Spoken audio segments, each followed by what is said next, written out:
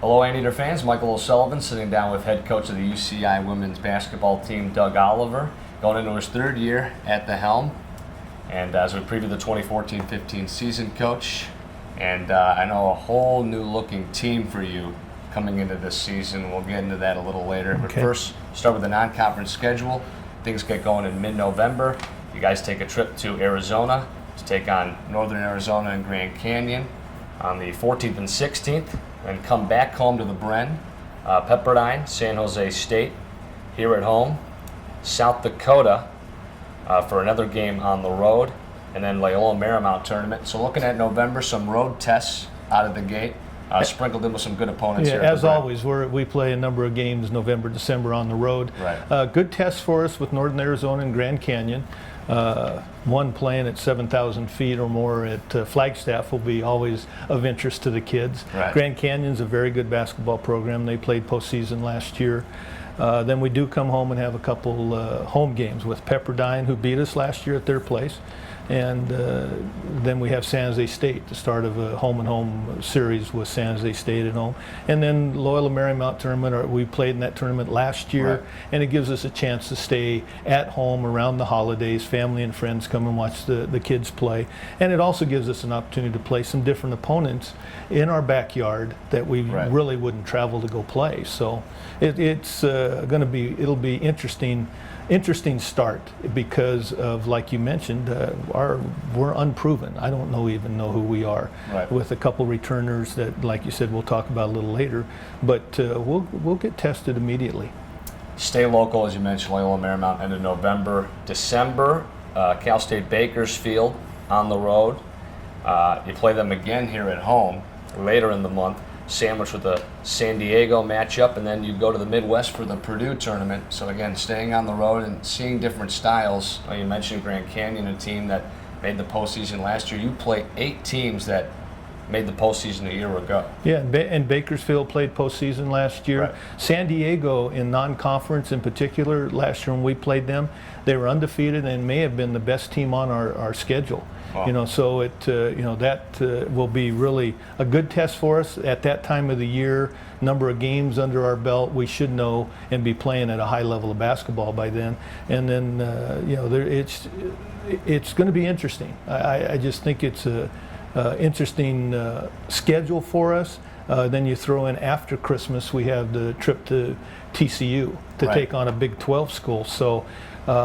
And they have a new coaching staff, but many of their players return off a successful basketball season during the previous year. So I'm excited. I'm a little nervous leading in. Maybe we've overscheduled a little for a group of kids that we're going to be a little in transition. We have so many new faces. But again, November, December, that's what it should be about. Right. And get us ready for the good conference play. We're really going to get a sense of where you guys are at heading into the Big West season, which starts up in January.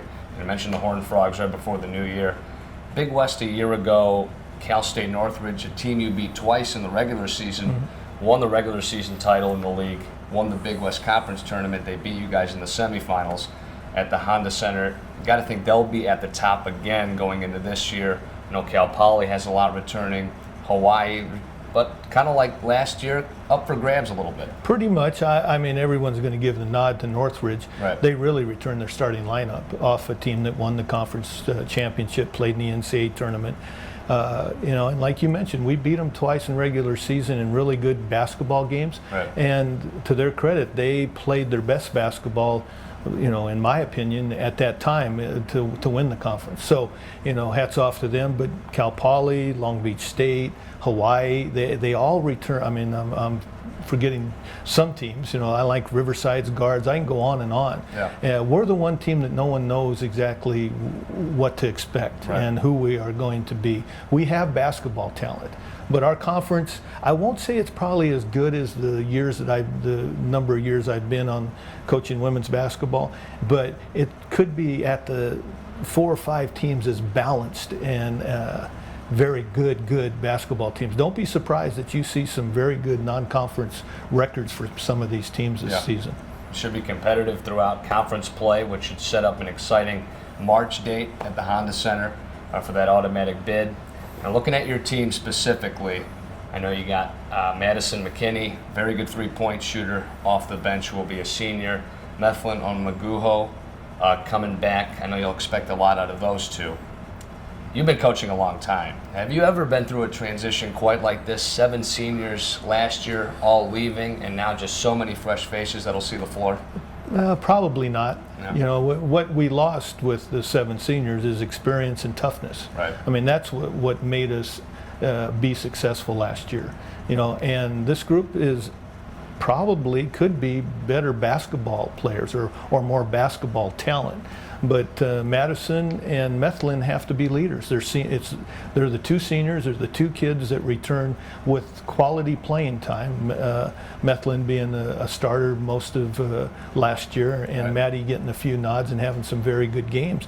So they have to lead us, you know, through November, December. Right. And we're going to have to jump on their backs because of their experience, and you know, make sure that they're playing at a high level so everyone else falls in line. But you know, we have some things that we have to work through. I mean, the staff and I, we spent a lot of time this offseason tweaking and coming up with some ideas that fit the talent we have. Yeah. And I do like our talent. I mean, we have some kids that sat on the bench last year. Maybe a couple of them were hurt. But, you know, I think Irene, Chavez, Raylin, all these kids that didn't get a chance to play last year are going to get their opportunity. And from what I've seen in the spring and summer, they're up to the challenge. So that's what I'm excited about. A lot of opportunities for some newcomers to make a name for themselves, and very challenging first 2 months of the year, and won't get any easier in Big West play. Season around the corner. No, you're excited to get back on the floor, Coach. A new floor here at the Brent. Oh yeah, it's going to be fun. It's nice and clean. It's in my opinion the best arena, best facility in our conference. With the work they did on the floor, this is super. I mean, it's elevating our basketball programs, men's and women's, to a level that we have to take heed of and be responsible for right. putting a heck of a product out there. And that's what, you know, the men have been able to do it, we can do it too. So that's what's exciting about this year. Well, fans, come out starting mid-November when the season gets going. You can get all your ticket information and all your info on the UC Irvine women's basketball team at ucirvinesports.com. Coach, thanks a lot. Thanks, Michael.